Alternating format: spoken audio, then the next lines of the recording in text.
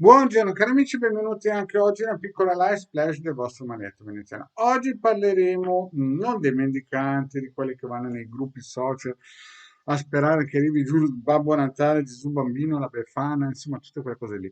Ma parleremo della forma mentale di alcuni soggetti, di alcune persone che credono che tutto venga da giù dal cielo gratis. Ma prima di fare questo, il vostro maledetto veneziano vi chiedo di iscrivervi al canale YouTube di Hildegard, del vostro maledetto veneziano, di venirci a trovare nei nostri gruppi social, dove in Facebook abbiamo due gruppi, uno i casti sacerdotali e uno radionica, radiestesia, teologia e ermetismo.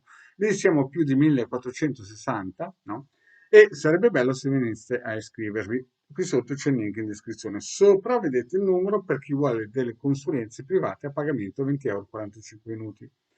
In più vi ricordo che ho creato dal 2015 in avanti un sito, il sito è capitano.altriviste.org, dove si possono scaricare 20 ebook fatti da me, sono gratuiti, ne hanno già scaricati 150.000, parlano di radionica e radiostesia, con tante di istruzioni.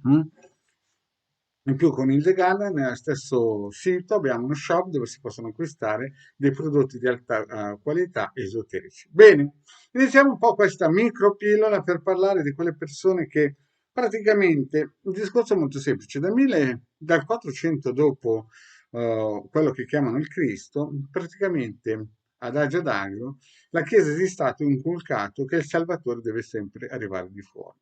E allora praticamente le persone vanno sui social e incominciano a cercare un salvatore che non si chiama più Cristo, si chiama Angelo Colorato, Michelangelo Arcangelo, luce colorata, extraterrestri, insomma di tutto e di più, Genesa, Reiki, di tutto. Ognuno deve sempre cercare fuori il Salvatore, no, non dentro di se stesso, perché il Cristo diceva di cercarlo dentro di sé, il regno dei cieli, invece no, da questa nuova New Age hanno fatto un bel risotto e si sono agganciate alla Chiesa di Stato. Praticamente sempre da fuori deve arrivare il vostro Salvatore. Cari amici, io vi faccio un esempio molto pratico. Quando nei social posto, ad esempio, dei circuiti non mi hanno messo le istruzioni, prima di tutto il vostro maledetto ha messo più di 20 ebook con tante istruzioni gratuite dal 2015.